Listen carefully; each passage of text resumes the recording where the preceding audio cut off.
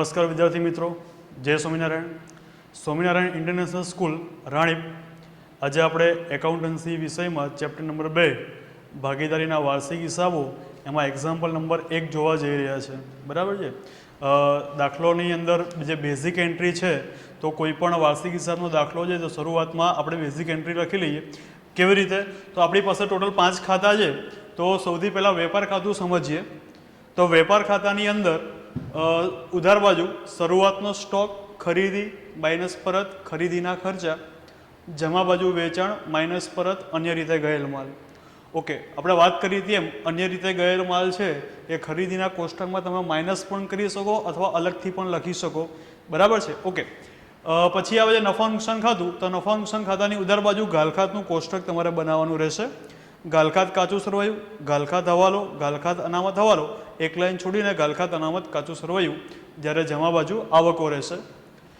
ત્યારબાદ નફા નુકસાન ફાળવણી ખાતું, ભાગીદારના મૂડી ખાતા, અને છેલ્લે આવશે પાકું સરવાયું. પાકા સરવાયમાં મૂડી દેવા અને મિલકત લેણા. મિલકત લેણા બાજુ તમારે કોષ્ટક આવશે દેવાદારનું, જેમાં દેવાદાર વત્તા નહીં નોંધેલ વેચાણ, એમાંથી ગાલખાત હવાલાની માઇનસ થશે, એમાંથી ગાલખાત અનામત હવાલાની માઇનસ થશે, અને છેલ્લે દેવાદાર પર વટાવ અનામત હવાલાની માઇનસ રહેશે. મિત્રો, કોઈ પણ દાખલો સ્ટાર્ટ કરો છો, કોઈ પણ દાખલો મારે કરવો છે તો આ બેઝિક એન્ટ્રી આપી દેવાની છે, ત્યારબાદ દાખલો સ્ટાર્ટ કરવો છે. બરાબર છે. ઓકે, તો બેઝિક એન્ટ્રી આપ્યા પછી આપણે હવાલા ટીક માર્ક કરવાના છે. તો આપણે હવાલા ટીક માર્ક કરીએ તો આપણી પાસે રકમ છે રામ અને શ્યામ 6:4 પ્રમાણમાં નફો નુકસાન વેચી લેતા ભાગીદારો છે. તો હવાલા ટીક કરીએ તો પહેલો હવાલો છે આપણો આખા સ્ટોક 45,000 છે કે જેની બજાર કિંમત 10% વધુ છે. તો આખા સ્ટોક તમને કાચા સરવાળામાં કંઈ દેખાશે નહીં. બરાબર, તો એની ઉપર રાઉન્ડ કરીશું. મૂડી ઉપર 5%, ઉપાડ ઉપર 10% લેખે વ્યાજ ગણવાનું છે. તો મૂડીમાં ટીક કરીશું અને ઉપાડમાં ટીક કરીશું. યંત્રો ઉપર 10% અને ફર્નિચર ઉપર 5% લેખે ઘસારો ગણવાનો છે. તો યંત્રો છે તો યંત્રોમાં ટીક માર્ક કરીશું અને ફર્નિચર ઉપર ટીક કરીશું. દેવાદાર ઉપર 5% ગાલખાત અનામત ગણવાની છે. મિત્રો, આમાં ખાસ ધ્યાન રાખવાનું છે કે ગાલખાત અનામત લેવી છે અહીંયા આગળ. તો ગાલખાત અને ગાલખાત અનામત બંને ફરક છે. બરાબર, તો અહીંયા ગાલખાત અનામત કીધું છે તો ફક્ત ગાલખાત અનામત બાદ કરીશું. આગળ ચૂકવવાના બાકી ખર્ચાઓ છે, જેની અંદર પગાર, પરચુરણ ખર્ચ અને ભાડું, આ ત્રણેય વસ્તુ આપ્યું છે. તો પગારમાં ટીક કરીશું, પરચુરણ ખર્ચમાં ટીક કરીશું અને ભાડામાં ટીક કરીશું. અને છેલ્લે એક આપણને સજેશન આપ્યું છે હવાલા નંબર 6માં કે જો પેઢી એટલે રામ અને શ્યામની પેઢી નુકસાન કરશે ભવિષ્યમાં તો પણ એને મૂડી ઉપર વ્યાજ આપવાનું છે. મિત્રો, આપણે કરારપત્ર શીખી ગયા છે કે કરારપત્રની અંદર ઉલ્લેખ હોય કે મૂડી ઉપર વ્યાજ આપવાનું છે તો આપવાનું, જો ઉલ્લેખ ન હોય તો નહીં આપવાનું. પણ બીજી વસ્તુ, ક્યારેક ખોટ થાય, પેઢીને ખોટ મળે તો પેઢી એવું વિચારતી હોય કે શું કે આ લોકોની મૂડી છે એની ઉપર વ્યાજ આપવું કે નહીં. તો અહીંયા મેન્શન કરેલું છે કે નફો થાય અથવા ખોટ રહે તો પણ મૂડી ઉપર વ્યાજ આપવાનું. ઓકે, ચલો હવે આપણે હવાલાઓ જોઈએ છે. તો સૌથી પહેલાં તમારી આવશે ઉધાર બાકી. સૌથી પહેલાં ઉપાડ. તો ભાગીદારના મૂડી ખાતાની ઉધાર બાજુ લખીશું ઉપાડ. રામનો ઉપાડ છે 18,000, જ્યારે શ્યામનો ઉપાડ છે 16,000. દેવાદારો, તો દેવાદારનું કોષ્ટક છે તો પાકા સરવાળામાં મિલકત લેણા બાજુ દેવાદારો છે આપણા 45,000. ત્યારબાદ સ્ટોક છે આપણી પાસે 1/4. મિત્રો, ધ્યાન રાખવાનું છે કે સ્ટોક છે તો સ્ટોકની અંદર તારીખ ખાસ ધ્યાન રાખવાની છે. જો 31 તારીખ હશે તો યાદ રાખવાનું છે મિત્રો, આખા સ્ટોક હશે. પહેલી તારીખ હોય તો યાદ રાખવાનું શરૂઆતનો સ્ટોક છે. તો શરૂઆતનો સ્ટોક હોય તો આપણે વેપાર ખાતાની ઉધાર બાજુ શરૂઆતનો સ્ટોક લખ્યો છે. તો શરૂઆતનો સ્ટોક લખીશું આપણે 25,000. ત્યારબાદ વેચાણ પરત આપ્યું છે. હવે વેચાણ પરતની બાકી ઉધાર બાજુ ઉપર આપી છે. તો આપણે યાદ રાખ્યું હતું કે વેચાણની બાકી અહીંયા આગળ જમા છે. તો જમામાંથી કંઈ પણ વસ્તુ માઇનસ થાય તો એને ઉધાર કહેવાય. તો વેચાણ પરતની ઉધાર બાકી બરાબર છે, એટલે વેચાણમાંથી અહીંયા વેચાણ પરત માઇનસ કરીશું આપણે 1,000 રૂપિયા. ત્યાર પછી આપણને આપી છે રોકડ શિલ્લક. રોકડ શિલ્લક, બેંક શિલ્લક છે એ આપણી મિલકત કહેવાશે, ચાલુ મિલકત. એટલે મિલકત લેણા બાજુ અહીંયા લખીશું રોકડ શિલ્લક 10,000 રૂપિયા. ત્યારબાદ ખરીદી, વેપાર ખાતાની ઉધાર બાજુ. તો વેપાર ખાતાની ઉધાર બાજુ ખરીદીનું કોષ્ટક આપ્યું છે આપણને 60,000. ત્યારબાદ આપેલ વટાવ, મિત્રો બાકી જોવાની છે વટાવની અંદર, અથવા તો આપેલ વટાવ કીધું હોય તો આપેલ વટાવ ખર્ચ કહેવાય. તો નફા નુકસાન ખાતાની ઉધાર બાજુ આપેલ વટાવ 500 રૂપિયા. ત્યારબાદ ઘાલખાત, અત્યારે જે આપણે વિગત લઈએ છીએ કાચા સરવૈયા લઈએ છીએ, બરાબર. રામ અને શ્યામનું કાચું સરવૈયું આપ્યું છે, તો ઘાલખાત કાચા સરવૈયાની, તો નફા નુકસાન ખાતાની ઉધાર બાજુ અહીંયા લખ્યું છે ઘાલખાત કાચું સરવૈયું 400 રૂપિયા. ત્યારબાદ યંત્રો આપ્યું છે, યંત્રો એટલે મિલકત, મિલકત ક્યાં આવશે? પાકા સરવૈયામાં. પણ મિત્રો અહીંયા ખાસ ધ્યાન રાખવાનું છે, યંત્રો આપણને કીધું છે કૌંસમાં આપ્યું છે ઓફિસના. હવે આની જગ્યાએ જો કારખાનાના આપ્યા હોય તો એનો જે ઘસારો છે ને એ ઘસારો આવશે વેપાર ખાતામાં. પણ જો ઓફિસની લગતી કોઈ પણ વિગત આપી હોય તો એનો ઘસારો ક્યાં આવશે? નફા નુકસાન. એટલા માટે તમને ટ્રાયલ માટે આપ્યું છે, ત્યાં લખીશું યંત્રો 18,250. અને મિત્રો જોડે જોડે આપણને યંત્ર પર ઘસારો પણ કીધું છે. યાદ રાખો એક સેન્ટેન્સ કે જ્યારે તમને કોઈ પણ મિલકત આપી હોય, મિલકતનો ઘસારો કાચા સરવૈયામાં આપ્યો હોય અને હવાલામાં આપ્યો હોય. ફરી એકવાર, મિલકત આપી છે, મિલકતનો ઘસારો આપ્યો છે કાચા સરવૈયામાં અને એનો પાછો હવાલો છે. તો યાદ રાખો જે જૂનો ઘસારો છે ને એ જે તે મિલકતમાં એડ થઈ જશે અને પછી જે હવાલાની જે રકમ છે એ ઘસારો માઇનસ થશે. તો અહીંયા યંત્રો પર ઘસારો છે 18,250 નો ઘસારો, નીચે આપણને આપ્યું છે 1750. હવે એડ કરીશું તો યંત્રની આપણને મૂળ કિંમત મળશે 20,000 રૂપિયા. હવે જે પણ હવાલાનો ઘસારો છે ને એ 20,000 માંથી માઇનસ થશે. ઓકે, આગળ જઈએ. ફર્નિચર, ફર્નિચર મિલકત છે, તો ફર્નિચર આપણને આપ્યું છે 8,000, હવાલો છે એટલે અંદરના ખાનામાં લખીશું. ત્યારબાદ પરચુરણ ખર્ચ, યાદ રાખો કોઈ પણ જાતના ખર્ચ છે એ નફા નુકસાન ખાતાની ઉધાર બાજુ આવશે. તો નફા નુકસાન ખાતાની ઉધાર બાજુ પરચુરણ ખર્ચ, હવાલો છે અંદરના ખાનામાં લખીશું 1,500 રૂપિયા. ભાડાપટ્ટાનું મકાન, મકાન આપણી મિલકત છે. હવે ભાડાપટ્ટાની મિલકતની અંદર ગુપ્ત હવાલો આપ્યો છે, કૌંસમાં લખ્યું છે 4 વર્ષ માટે. તો ગુપ્ત હવાલો છે ત્યાં લખીશું મિલકત બાજુ ભાડાપટ્ટાનું મકાન, ગુપ્ત હવાલો છે અંદરના ખાનામાં 7,000 રૂપિયા. આગળ પાઘડી તમને આપેલી છે, પાઘડી એટલે આપણી અદ્રશ્ય મિલકત થશે. તો પાઘડી લખીશું અહીંયા આગળ મિલકત લેના બાજુ પાઘડી, હવાલોથી ડાયરેક્ટ બહાર આવશે 40,000. વેપાર ખર્ચ, મિત્રો યાદ રાખવાનું છે વેપાર ખાતું અને વેપાર ખર્ચ બંને અલગ અલગ વસ્તુ છે. ખર્ચ કોઈ પણ જાતનો કીધું હોય તો નફા નુકસાન ખાતાની ઉધાર બાજુ, તો અહીંયા નફા નુકસાન ખાતાની ઉધાર બાજુ લખીશું વેપાર ખર્ચ. વેપાર ખર્ચ આપણને આપ્યું છે 1,250 રૂપિયા. આગળ ભાડું અને વેરા, ભાડું વેરાનું આપણને હવાલો આપ્યો છે તો લખીશું અહીંયા આગળ ભાડું અને વેરા, હવાલો છે અંદરના ખાનામાં 5,000 રૂપિયા. આવક માલ ગાડા ભાડું, મિત્રો બે રીતે ડિસ્ટ્રીબ્યુશન કરવાનું હોય છે, જાવક માલ ગાડા ભાડું અને આવક માલ ગાડા ભાડું. તો આપણે વાત કરીએ એમ કે જ્યારે આપણે ખરીદીના ખર્ચા લેતા હોઈએ, બરાબર, તો ખરીદી કરીએ તો માલ આવે તો આવક માલ ગાડા ભાડું ક્યાં આવશે? વેપાર ખાતાની ઉધાર બાજુ. માલ જ્યારે ધંધાની બહાર જાય છે તો જાવક માલ ગાડા ભાડું, તો જાવક માલ ગાડા ભાડું આવશે નફા નુકસાન ખાતાની ઉધાર બાજુ. અત્યારે તમને આપ્યું છે આવક માલ ગાડા ભાડું, તો ખરીદીના ખર્ચામાં લખીશું આવક માલ ગાડા ભાડું, કિંમત આપી છે 400 રૂપિયા. આગળ બેંક વ્યાજ, બેંકને લગતા કોઈ પણ ખર્ચા છે નાણાકીય ખર્ચ કહેવાય. નફા નુકસાન ખાતાની ઉધાર બાજુ લખીશું બેંક વ્યાજ 500 રૂપિયા. ત્યારબાદ વીમા પ્રીમિયમ આપેલું છે, એ પણ નફા નુકસાન ખાતાનો ખર્ચ છે.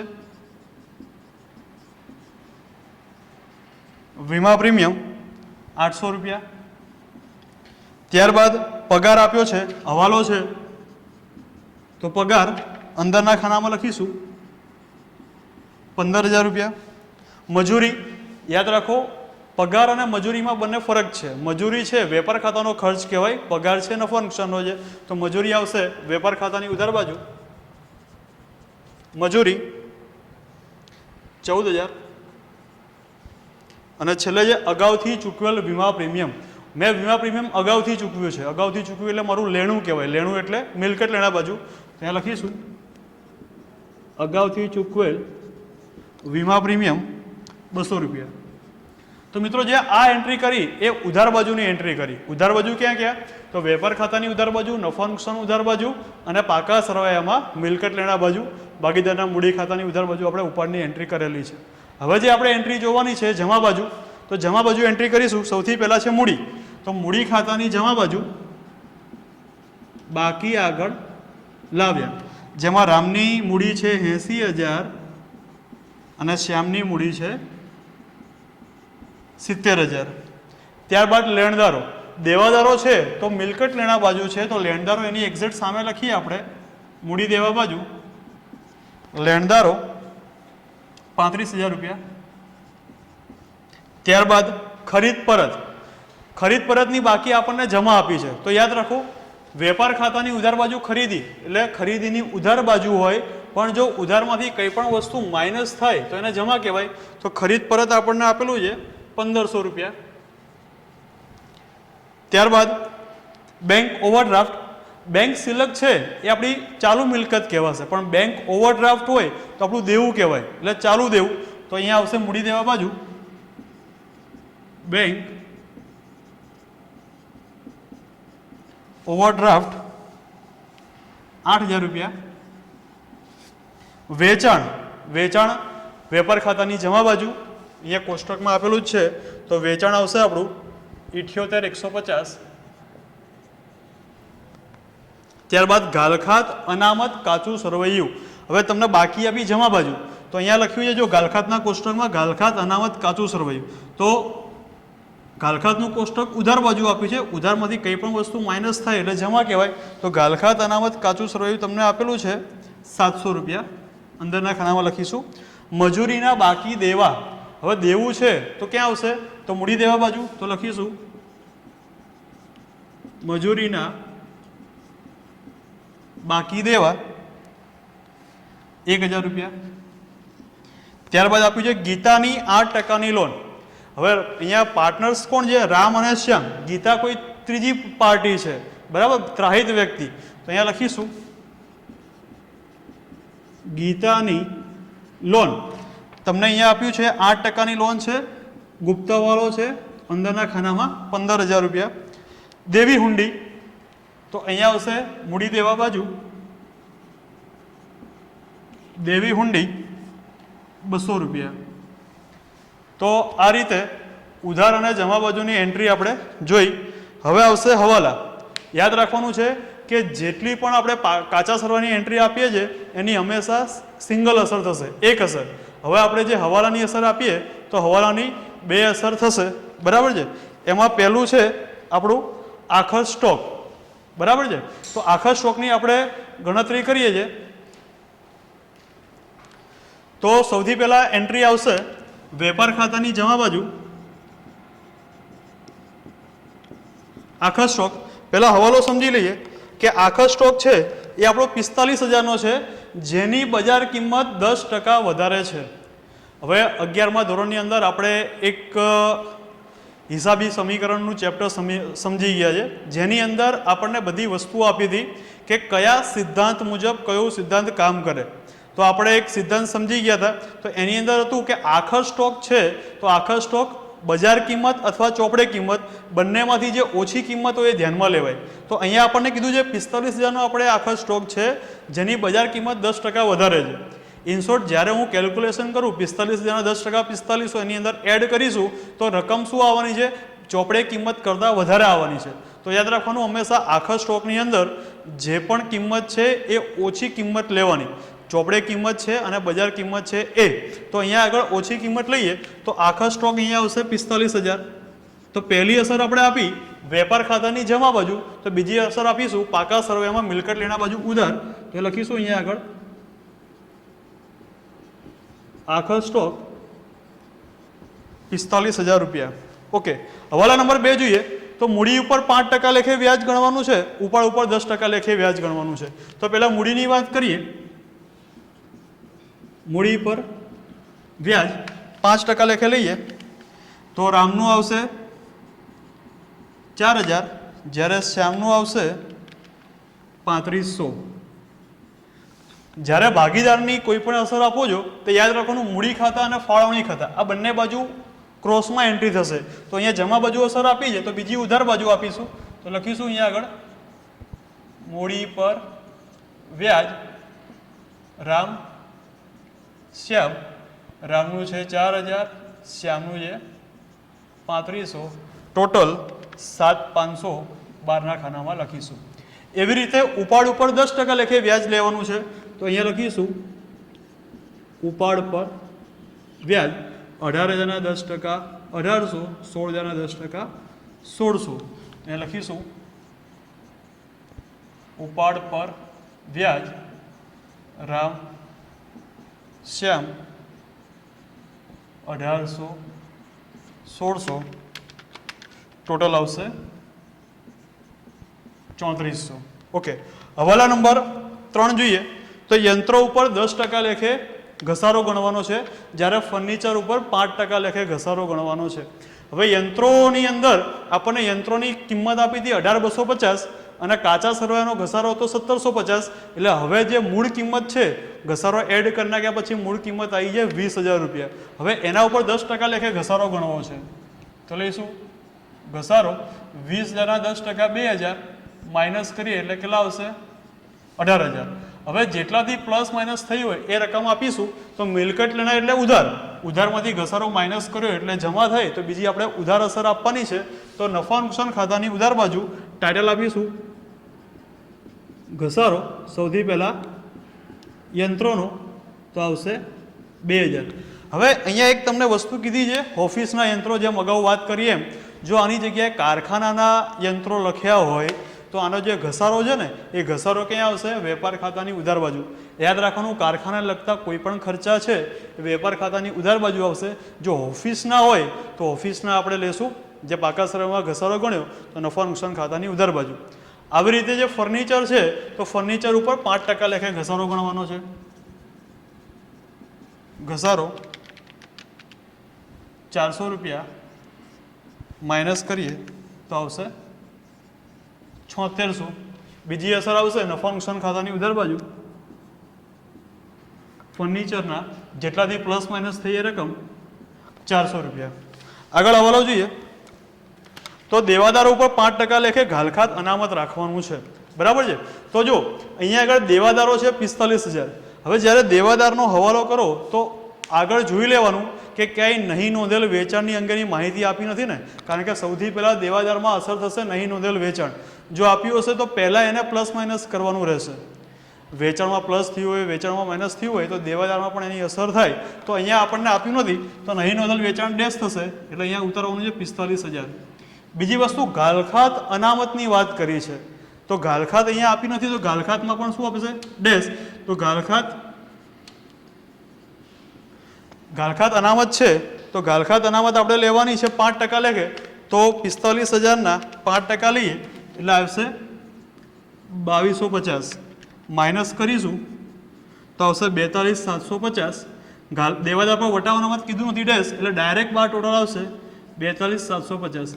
બીજી વસ્તુ મિત્રો ધ્યાનમાં રાખવાનું છે આ રહ્યું કે જ્યારે તમે દેવાદારનું કોષ્ટક કરો છો તો આખું કોષ્ટક ફિનિશ થાય ને લાસ્ટમાં અમાઉન્ટ બહાર કાઢવાની છે.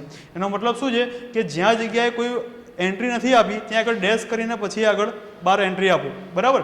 ઓકે, તો પહેલી અસર આપી આપણે દેવાદારમાંથી માઇનસ કર્યું એટલે જમા અસર. તો બીજી ઉધાર અસર આપવાની છે તો અહીંયા લખ્યું છે ઘાલખાત અનામત હવાલો. બંને બાજુ સામસામે ટેલી થશે.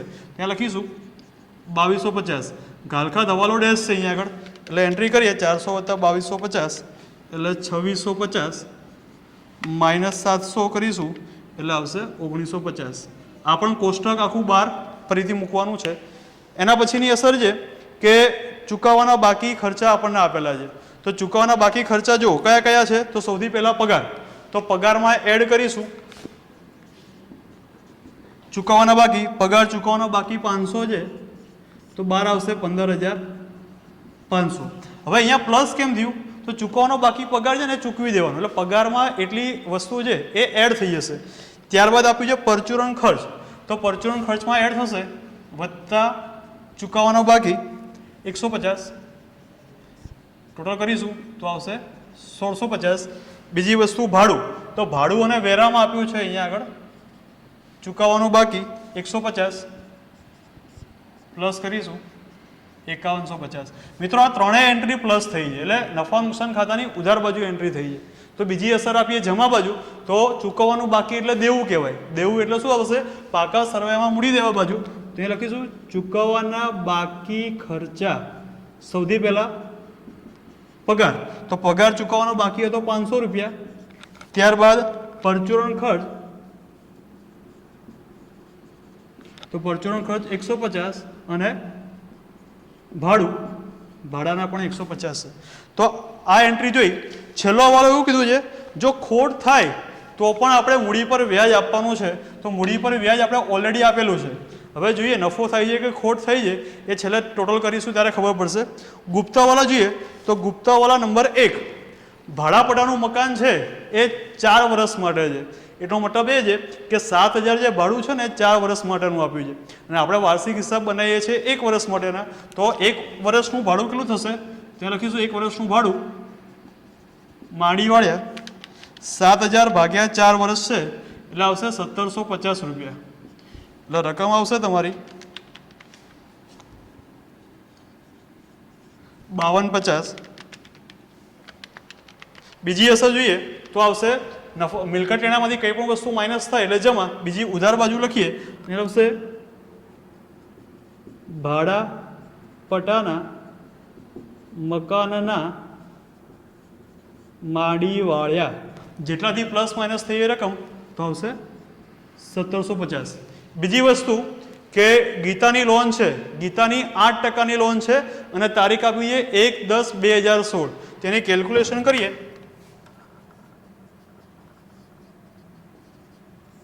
ગીતાની લોન, તો ગીતાની લોન છે આપણી 15000ની, ટકાવારી છે 8% અને તારીખ આપી છે 1/10/2016 થી લઈને 31/3/2017.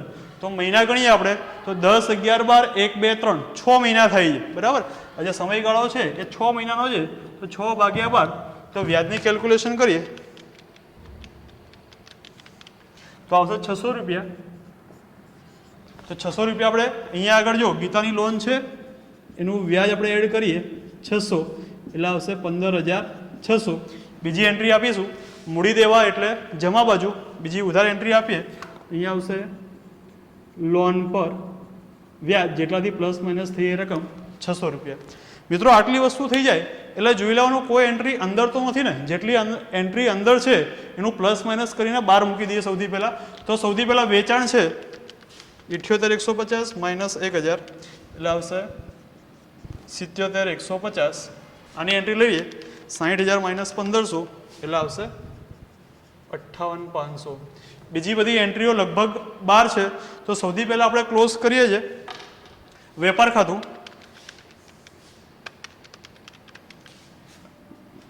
1,22,150, 1,22,150.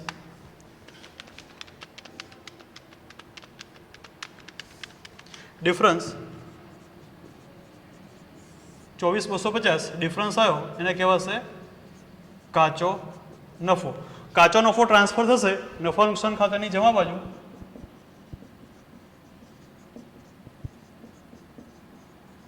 ₹24,250. બરાબર. મિત્રો દેખીતી રીતે એવું લાગે છે કે ઉધાર બાજુનું ટોટલ વધારે છે. તો ઉધાર બાજુનું ટોટલ મારીએ આપણે સૌથી પહેલા.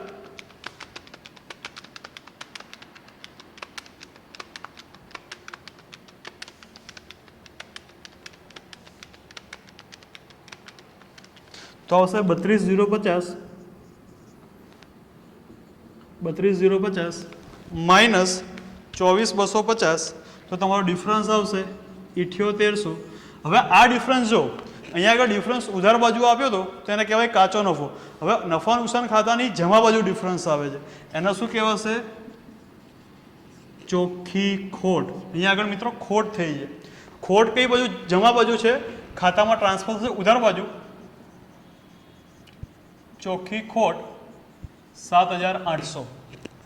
હવે અહીંયા છઠ્ઠા હવાલામાં એવું કીધું હતું જો ખોટ થાય ને તો પણ મૂડી ઉપર વ્યાજ તો ગણાશે જ. એટલે મૂડી પર વ્યાજ તો આપણે ઓલરેડી ગણેલું છે.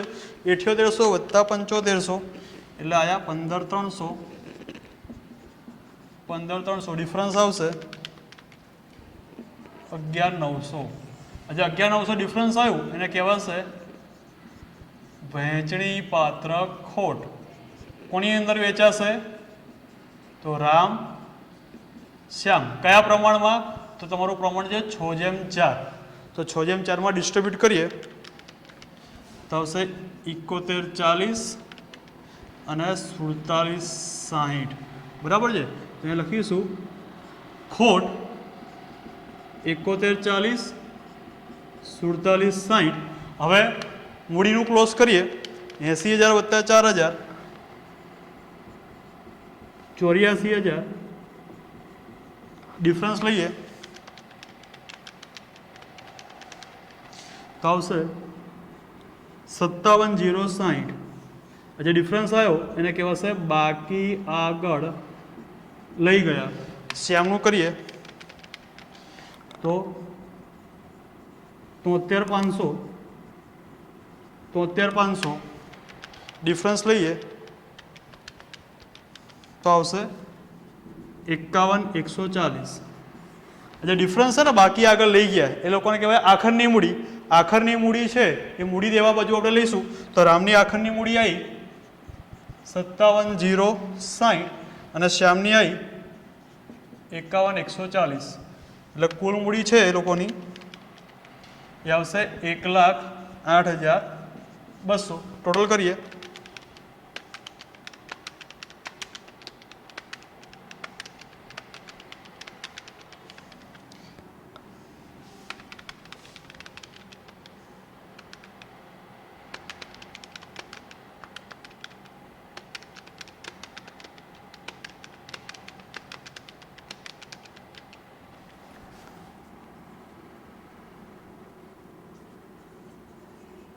एक लाख 68,800. 1,68,800.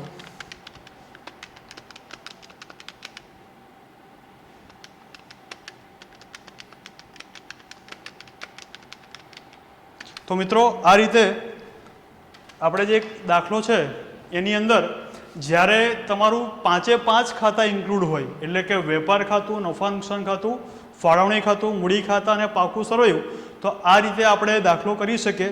હવે આ જે દાખલો છે એ કમ્પ્લેટ આપણે 11 માર્કની અંદર પૂછાઈ છે. તો મિત્રો આની અંદર ખાસ ધ્યાનમાં રાખવાનું છે કે જો આને ઇઝી રીતે આપણે કરવું હોય તો સૌથી પહેલાં આપણે વેપાર ખાતાની, નફા નુકસાનની, પાકા સરવાની જે એન્ટ્રીઓ છે એ એન્ટ્રીઓ, ત્યારબાદ એ લોકોની જે જમા ઉધાર બાજુ છે એ બાજુઓ યાદ રાખવાની છે અને હવાલાની હંમેશા 2 અસર આપવાની છે. એક ઉધાર આપો તો બીજી જમા, એક જમા આપો તો બીજી ઉધાર. અને આ રીતે દરેક દાખલો છે, દરેક દાખલો આ પેટર્ન અનુસાર આપણે કરવાનો છે. અને છેવટે ખાસ ધ્યાનમાં રાખવાનું છે કે જેટલા જે ડિફરન્સ આવે છે એ ડિફરન્સને તમે હાઇલાઇટ કરીને રાખો. એટલે શું છે કે પેપર ચેકર છે એ ડિફરન્સ ખાસ જોવે છે અને પ્રેઝન્ટેશન તમારું એક સારું હોવું જોઈએ. તો આ રીતે આપણે એક વાર્ષિક હિસ્સાનો દાખલો જોયો. ધન્યવાદ.